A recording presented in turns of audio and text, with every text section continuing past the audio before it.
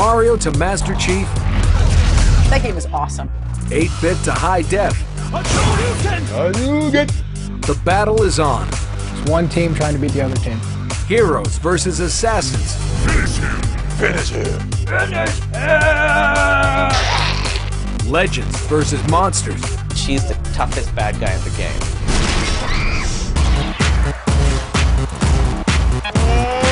Boom shakalaka! We're counting down the top 100 video games of all time. Cool. Mario Brothers is basically like a quest on acid. Just last night, I was lost in the jungle with Pitfall Harry. I love shooters. Best game of all time's Mario Party. Skyrim is a way of life. Best game of all time. That's a game we used to play a lot. Portal is the best game on the planet. I got really hooked on that game.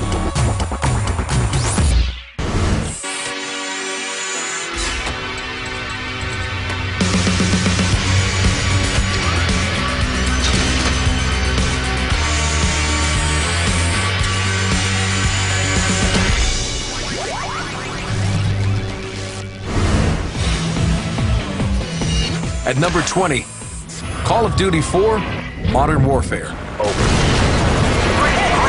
I'm a huge Call of Duty fan. Massive. Oh my God, it's insane. Released in 2007, Call of Duty 4 took the bold step of transitioning from its predecessor's World War II settings to drop gamers into the middle of frenetic modern-day warfare. This was our chance to really redefine what our players thought about from a first-person multiplayer experience. Normally a campaign guy, but for that game, the whole ranking system, it's incredible. Everyone goes online, you're in the same chat room, you're in the same game, you're all playing with each other. It's a blast because, you know, you get the little kids and, you know, you can hear them screaming at you, and then in the background their mom, you know, hey, come clean your room, blah, blah, and, you know, like, shut up, Mom. It's pretty funny. I've tried with my 12-year-old and just get killed in 30 seconds in, but I'm going to get to minute 2 at some point. There's some kid in Ohio who's just awesome. You're like, how did you do that? You just sniped me from inside a trash can, man. What are you doing? That's why I don't play multiplayer. They own you. I own you, bitch. How old are you? 12. There are games that transport you to unique, magical places. And then there are those games that send you to hell. You know, in a good way. At number 19, it's the devilishly entertaining hack-and-slash masterpiece, Diablo 2. Underworld-themed Diablo 2 hit PCs in 2000. If you ever wanted a hand cramp, you should play Diablo 2.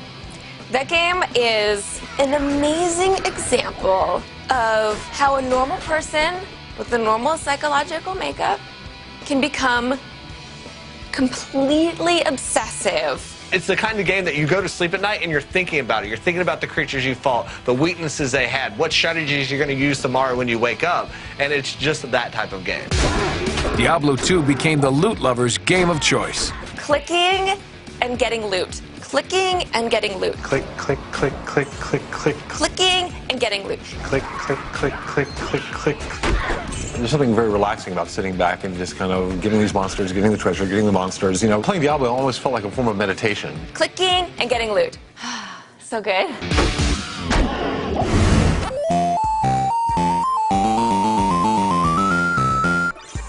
At number 18, Miss Pac-Man. You can't say you're a gamer and not know what Miss Pac-Man is. Anybody with a bow in their hair rules. But I have a Miss Pac-Man machine at my house. I'm just bragging. Now I'm just bragging. It's a really charming story of Miss Pac-Man and Mr. Pac-Man. They meet and they have Pac babies. You know, that's why people play Miss Pac-Man, right? The riveting story.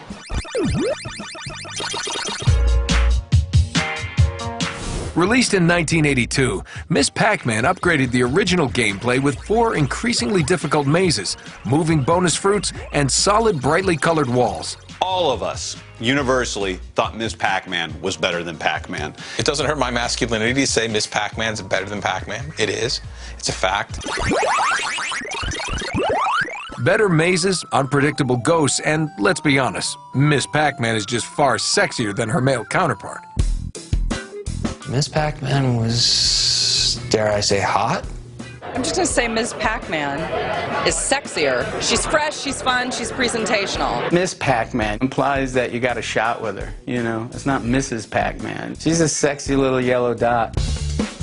We're not so sure about that, but one thing is certain. Miss Pac-Man will always hold a special place in the hearts of gamers everywhere. Miss Pac-Man was a game that my dad and I played together, and even to this day, sometimes I'll just get like a text from my dad, and it'll have a picture of like Miss Pac-Man screen. He'll be like, guess what I'm doing now? Miss Pac-Man's a classic. That's a game I could play for a long, long time. That's one of those games that'll never go away. It'll live forever.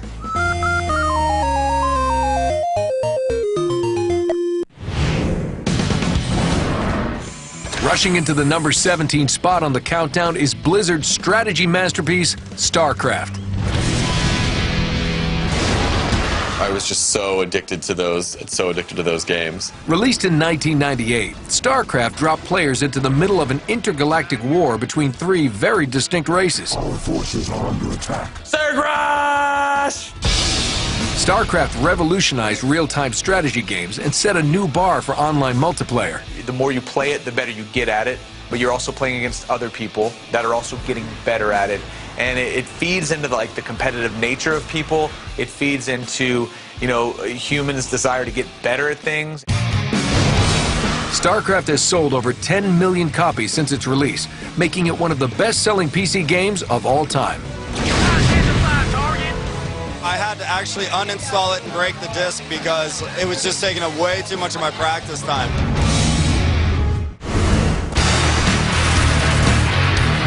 At number 16 is one of the most groundbreaking and immersive games ever released, Half-Life. Half-Life is an incredible experience. I love the whole idea of you're in this entire different universe.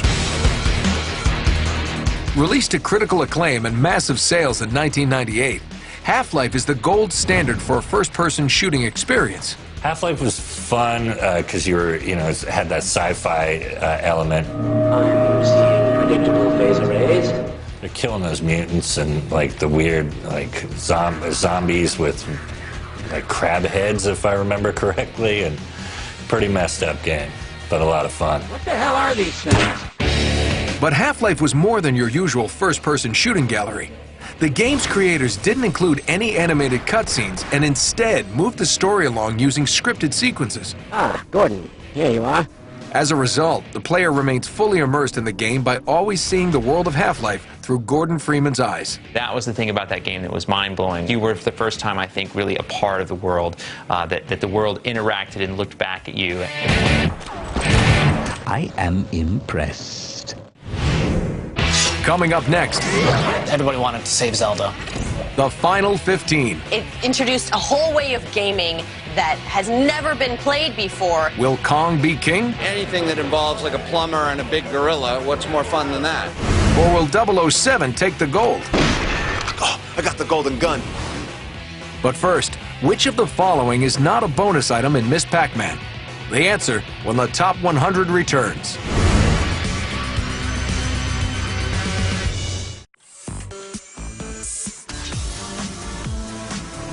Before the break, we asked, which of the following is not a bonus item in Miss Pac-Man? The answer? The pineapple.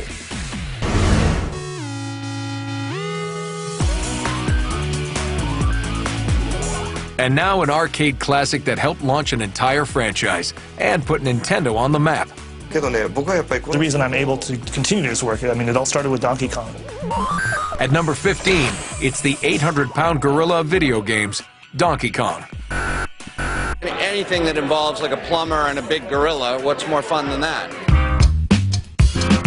The now legendary Donkey Kong first hit arcades in 1981. This addictive platformer featured Mario in his first ever video game appearance as he attempted to rescue his girlfriend from the barrel-throwing ape.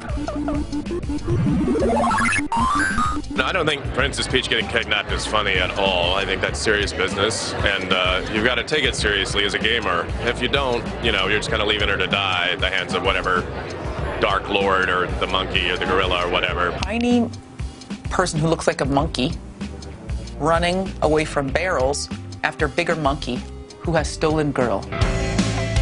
That giant gorilla just took this girl I want to ask out. He climbed the top of this building I've been trying to build that's been a pain, and now he's throwing barrels that somehow hit that oil barrel that's on fire, and now they're fire barrels that somehow go up ladders. He's gorilla barrels. He throws the barrels, and it just perfectly, so he does a little spin. There was the one that had the wee boink boink boink woo, you know, it had the weird elevators and then the thing dropping.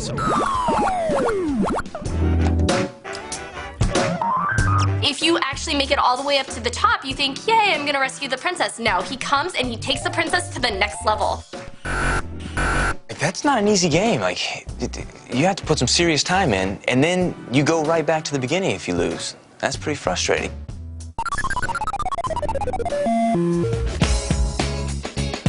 All frustration aside, Donkey Kong remains a singular piece of gaming history, as countless spin-offs, sequels, and imitators prove.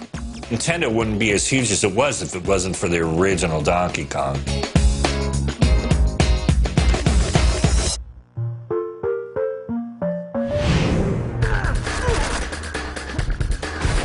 And now a game that merged the cinematic thrills of a big-budget movie with the action of a video game.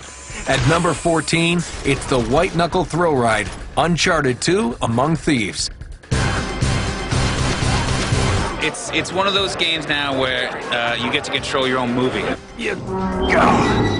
How's that look? It's like, oh, I get to do Indiana Jones myself. Like, it's amazing. It took Uncharted and just blew it out of the water in terms of adding so many more cinematic elements and so much more immersion with the way it told the story.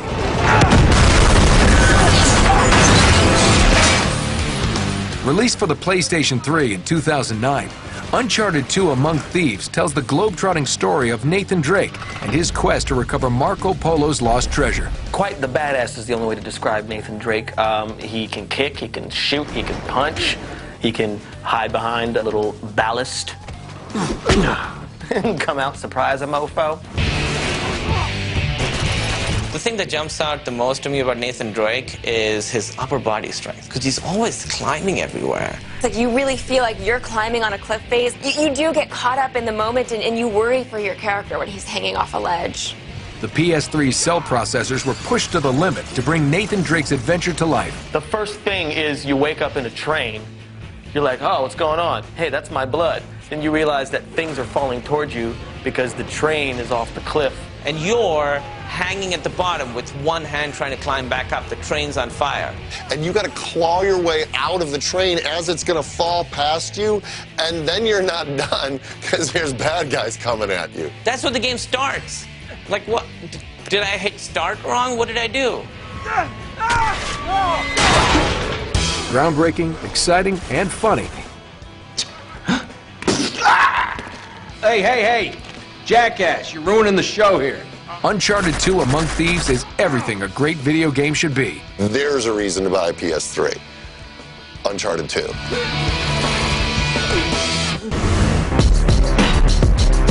There are games that make you jump through hoops, and then there are games that make you jump through, well, everything. At number 13, it's Portal. Portal is the best game on the planet. The genius of Portal lies in some of the most brilliant in-game physics ever developed. You can create your own portals. It's a little hard to kind of wrap your head around the fact that I walk in one place and I walk out of the other. Your brain doesn't want to accept that reality. As a human guinea pig in Aperture Labs, your character, Chell, wields a portal gun to create insane shortcuts through a series of deadly rooms. There's just so many variations with what portals you can make and where you can make them and how you can go through them. It introduced a whole way of gaming that has never been played before. The way that you are flinging yourself through portals and picking up speed. Well done. Portal will be this really fun game just based on its mechanics alone. But it's got this whole other layer of this emergent character of GLaDOS. We will stop enhancing the truth in 3, 2. You're being taunted by Hal's sarcastic sister through the whole thing, with her very pleasant speaking voice and her passive-aggressive nature. We are pleased that you made it through the final challenge where we pretended we were going to murder you. It's like the mom you never wanted. Luckily, I shared that same love for sarcasm with Gladys. And I feel like at some point I dated Gladys myself. The only thing you've managed to break so far is my heart. Thrilling, frustrating, darkly comical, I'm going to kill you, and all the cake is gone.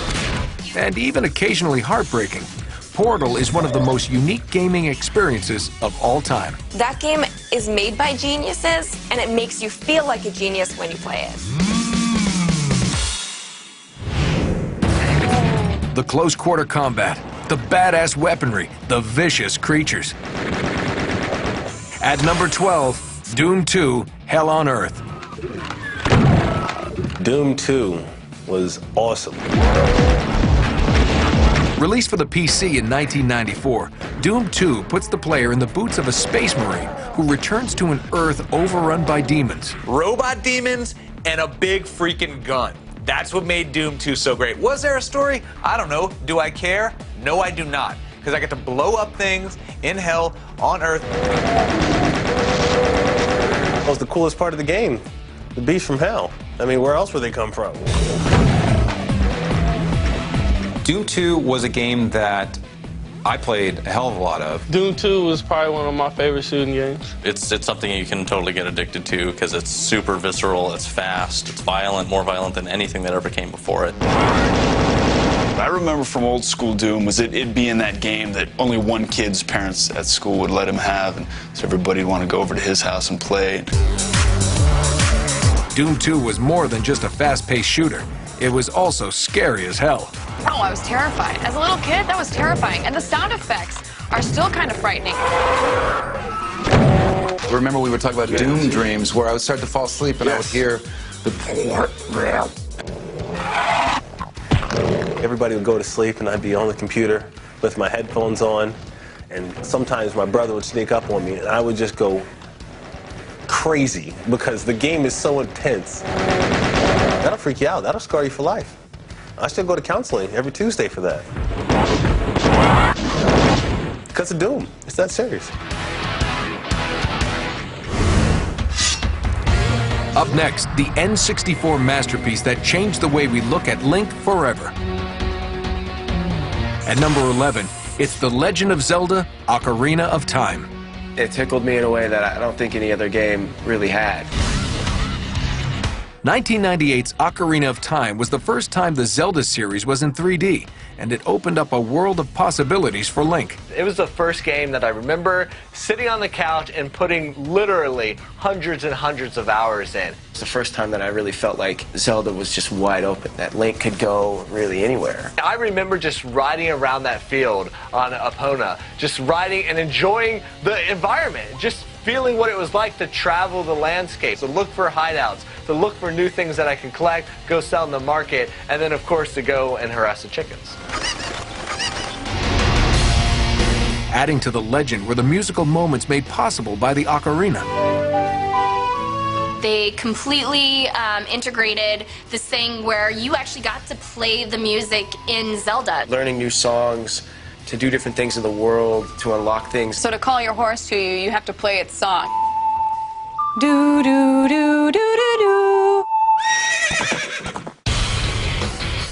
The Legend of Zelda: Ocarina of Time has sold almost 8 million copies and will live forever as one of the best games of all time. Legend of Zelda: Ocarina of Time definitely has the #1 spot in my heart. It was an amazing, amazing game. Coming up, My favorite game of all time would have to be World of Warcraft. the top 10 video games of all time. I love Super Mario Brothers. They're the giants of gaming. It was a hack and slash game, but sweet. Who will fall next? When stuff starts speeding up, it gets a little hot in my neck. But first, how many different pieces are there in Tetris? The answer when we return.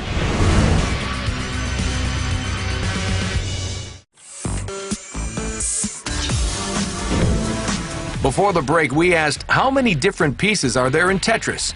The answer? 7.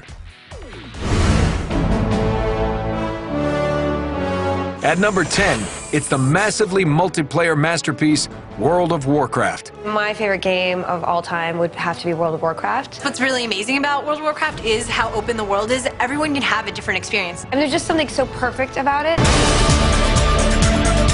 World of Warcraft debuted in 2004, and for a monthly subscription fee, players from across the globe could adventure together with their personalized heroes. There was this feeling that even if you had never played games before, if you first got into the game, you could figure it out and be immersed instantly. I felt like that was one of those games that bridged the gap between gamers and brought people together. You know what I'm saying? Instead of everybody sitting at home playing by themselves. So it was innovative in its own right. World of Warcraft completely hooked me, sucked me in, and didn't let go for a long time. 6 months ago, I just said I have to quit. And I cold turkey quit Warcraft, and I've been clean ever since. World of Warcraft is a fantastic and ever-changing universe that continues to unite millions of gamers across the world. People think it's this antisocial thing, but it's absolutely not. It's the opposite. You're just connecting with people in a different way. Gorgeous simplicity helped transform our next title into one of the most memorable video games of all time. At number 9, we present the hauntingly beautiful Shadow of the Colossus. Your girlfriend dies, this guy tells you you have to go kill these giant colossi to bring her back. Basically, it's just a series of boss battles. These huge, massive monsters, flying ones, swimming ones, ones that run around, ones that burrow under the ground. I always kind of looked at it as almost like a puzzle game. You know, you weren't entirely sure which way you had to go to get up the creature. So you're like, I'm gonna try this way. Oh no, that's not it. Go this way, and as you kind of worked your way up. They're not bothering you. They're not bothering anybody. They're hanging out in the dirt, just chilling, and you're going up to them for no reason, climbing them and stabbing them in their vital organs. I never felt worse defeating the boss in a game. It was so sad, like so sad. I was like, I finally did it. Oh, I did it. I'm so sorry. I'm so sorry. I'm so sorry I killed you. I'm so sorry. Like, you feel terrible. But then you gotta go get the next one. Shadow of the Colossus stands as a work of art and proof that complex gameplay isn't necessary to create an incredible game.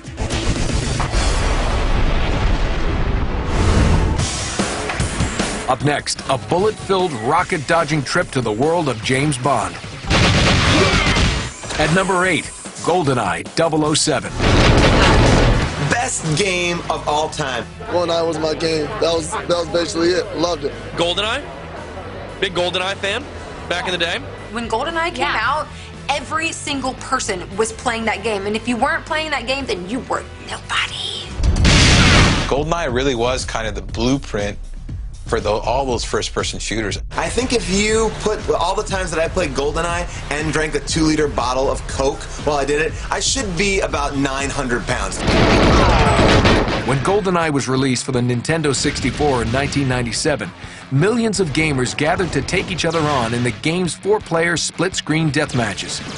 Probably was the best multiplayer N64 game ever. I really enjoyed 007 GoldenEye when I was a kid. It was a lot of fun. Got some guys together. Really had a lot of fun with it. I used to play with my friends. It was like a big deal. It was like who was best at GoldenEye. It was so fun to be in the same room, play with people. You were playing on a tiny little quarter of a tiny little screen, but it was okay because the game was so fun that it was just endless, endless, endless entertainment. All I would do is drink a 2-liter bottle of Coke and just shoot people and be like, oh, I got the golden gun. Golden gun, I was the champion. I was just like, hey man, this is me handling business. Give me the golden gun. 1 bullet, done. That was what I remember, just shooting my friends in the head over and over again. And for millions of gamers, GoldenEye 007 will be the measure of what a first-person shooter should be. GoldenEye, not even a great James Bond movie. Video game, I think, is my favorite James Bond thing that exists.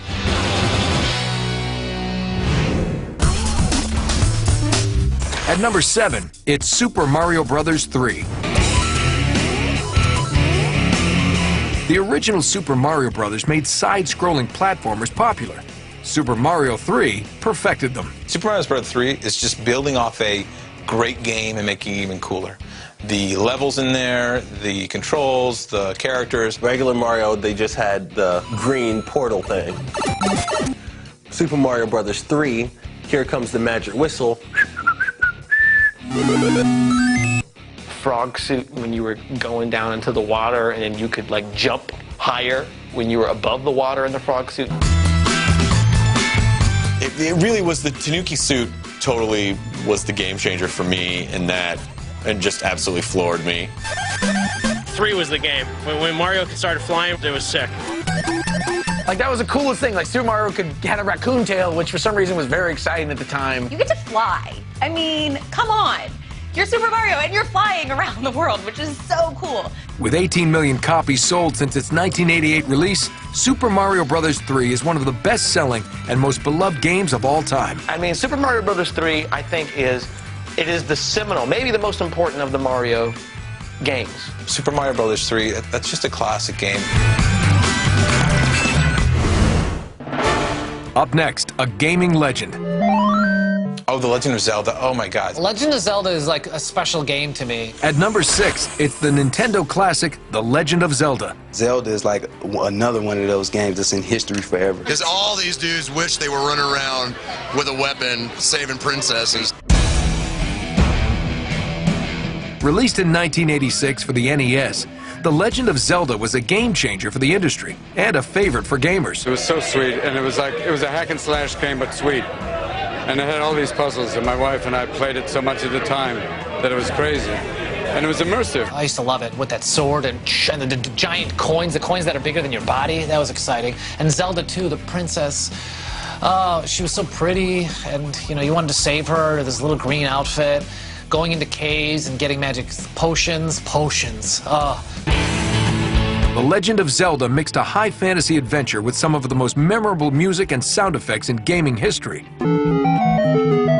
The whole Zelda series is one of the most powerful Pavlovian audio experiences you can have in terms of just a little sound effects you hear that trigger crazy reactions in your body.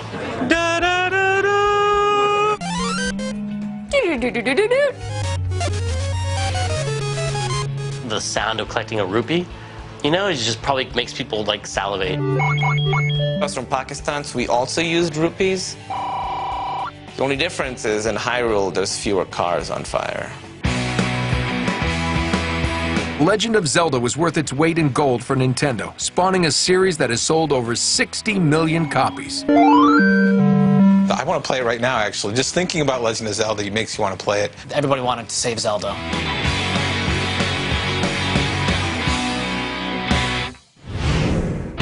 Coming up. Oh, I love that game. The Final 5 fight to be the top video game of all time. It's insane how great that game was. But first, Nintendo's Princess Zelda is named after which of these famous females? The answer after the break.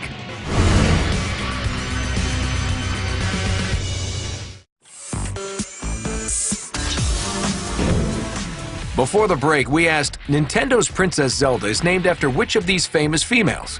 The answer? The novelist Zelda Fitzgerald, wife of F. Scott Fitzgerald.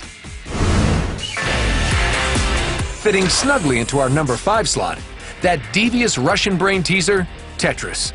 People cannot forget the legendary Tetris. Tetris I played a lot in college. That was my college game. I missed a lot of tests because of Tetris. I had one of the original Game Boys. I played it constantly. It was very good. Most obnoxious, getting stuck in your head music ever. Yes. Developed in the early 80s by a Russian programmer, it was Nintendo's Game Boy version released in 1989 that turned Tetris into a household name. Tetris is absolutely the crack of video games. It's the most addictive video game of all time. That was one of those games where I never wanted to own it because I just knew I'd be Jabba the Hutt size if I had Tetris. Everybody at Broderbund was playing Tetris. I stopped working on Prince of Persia for a couple of days just to try to beat everybody's high score. It's not a great game to play if you have a little bit of obsessive-compulsive tendencies. Tetris is a game that invades your waking and your sleeping hours. You're trying to sleep at night, and you just see those little stupid shapes coming down again and again. I closed my eyes and I would see things coming down and I'd be arranging them. And I knew it was time to stop. Stuff starts speeding up. It gets a little hot in my neck, you know, especially when you start building up and things don't start falling into place. Oh, that's not where that was supposed to go. Now there's a space. Ah! Pile it up, and then you drop the long one on the side. You shove that post down in there, and 4 blink, blink, and they go away. Oh, so nice. Once you get up in there and it starts making that like lamb noise, like, you remember that? And to this day, I still think it is the most perfect handheld gaming experience.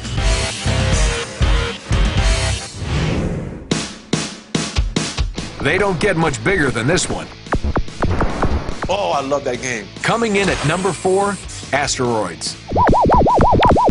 It's a great game. I remember playing it when I was, this big, in the arcade. It was just very gratifying, just nailing the rocks, and then they'd split. One of the most addicting games ever.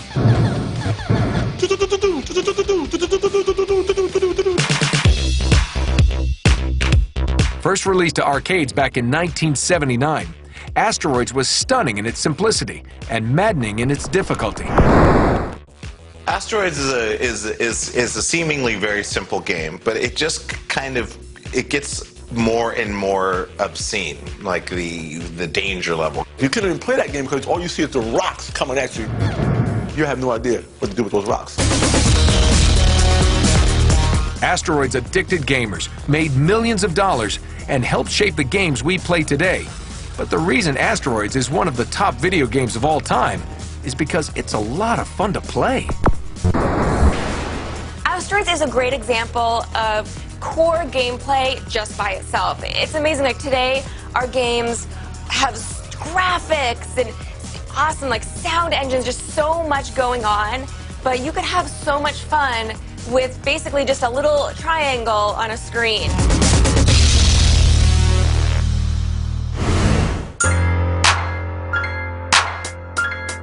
And now one of the most haunting, atmospheric, and memorable video games in history. Charging in at number 3, BioShock. BioShock was, oh, holy crap. This is amazing. BioShock is one of the scariest games I've ever played. It's insane how great that game was. Released in 2007, BioShock takes players to an underwater utopia that has gone horribly wrong. But the city of Rapture is more than just a setting.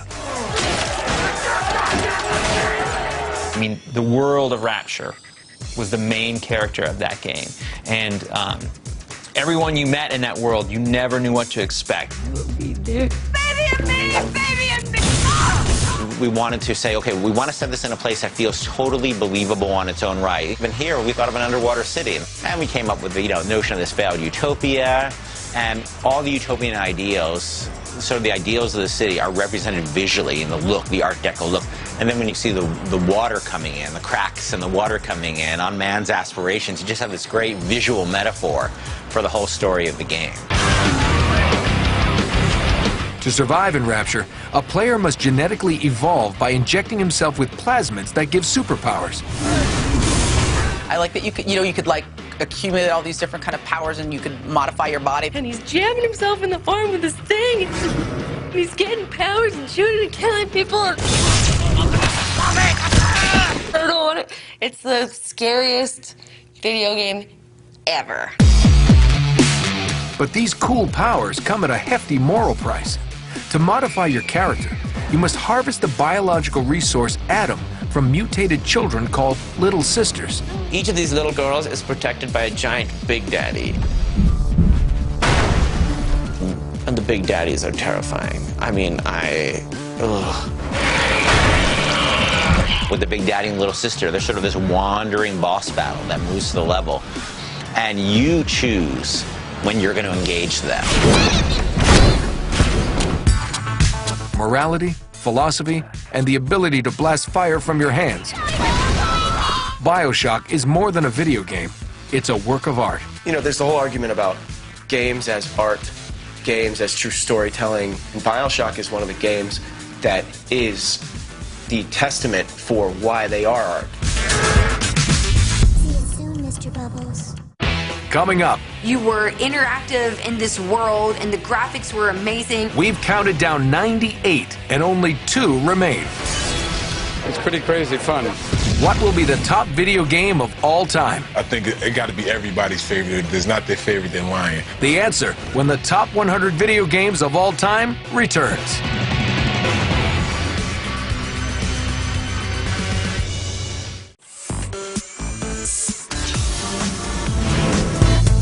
And now the most celebrated entry in a legendary series. At number 2, it's the Super Nintendo masterpiece, The Legend of Zelda: A Link to the Past.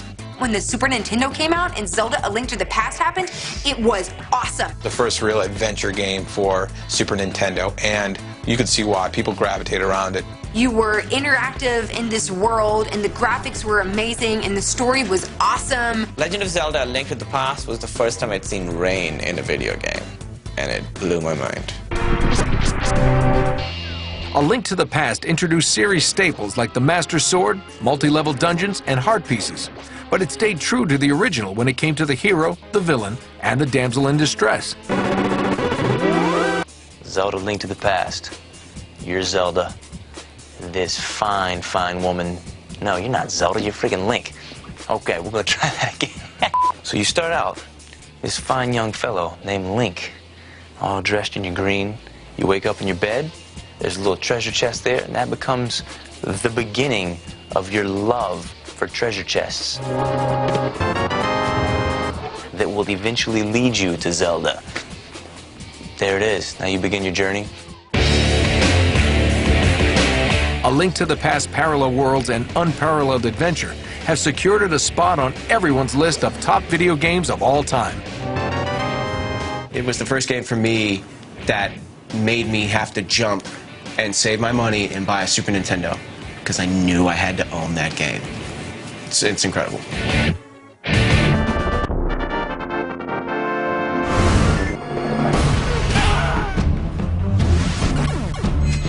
This is it.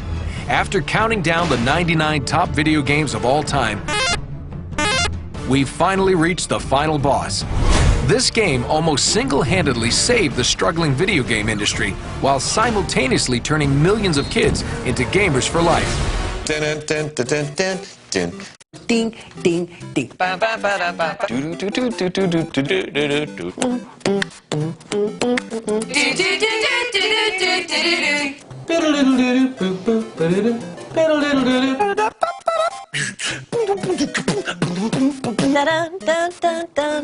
Yep, you guessed it. Coming in at number 1, Super Mario Brothers.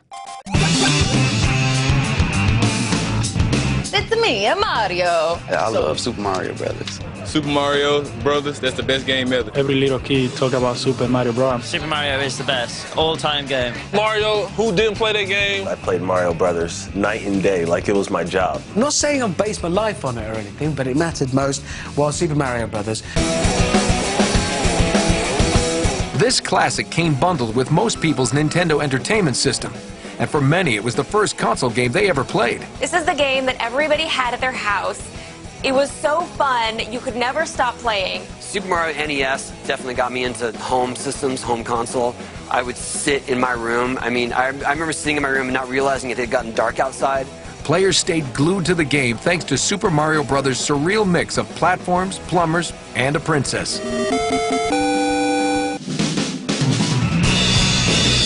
Mario Brothers is basically like a quest on acid. It's pretty crazy fun. I thought I was going to grow up to be a plumber because these guys were the coolest guys doing it, and they were plumbers. So why not? Every head of state knows what to do when the princess gets kidnapped. You call the plumber. Duh. First of all, he's the worst plumber in the world. He probably has a backlog of jobs that are not being done because he's chasing this girl that he can never really have, you know? So I liked the game a lot because it was fun, but I also like it because I feel bad for Luigi. They're called the Mario Brothers, so that means their last names are Mario. So it's Mario and Luigi Mario? He's just as good as Mario, just in a different outfit. What's Luigi getting out of it? He's just helping out, like, his sister-in-law? Every time the castle gets like bigger and bigger and bigger, and you're like, this is the one, man. Peach is gonna be there, and I'm gonna like end this whole game right now. And then it's like, ding, ding, ding, and it's like next level. I think it was on level 4-1. You could take the turtle shell and you could bang it against between you and the wall. You could bounce up and down and up and down and up and down, just keep getting one-ups all day long, and then finish the game from there. And I never beat Super Mario Brothers without learning that trick. Nobody can beat Super Mario Brothers.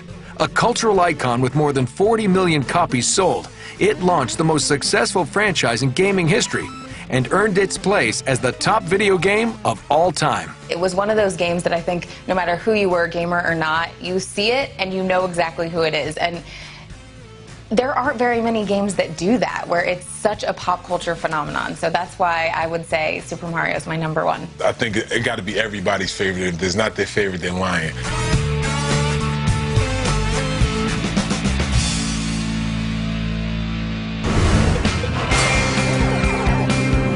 It's clear that video games are part of the fabric of modern life. From the classics to whatever comes next. Everyone plays. Everyone plays. Everyone plays. Everyone plays. Everyone. Everyone. Everyone. Everyone. Everyone. Everyone. Everyone plays. Who knows what the next 40 years of gaming innovation will hold? We can't wait to see which games rule the future.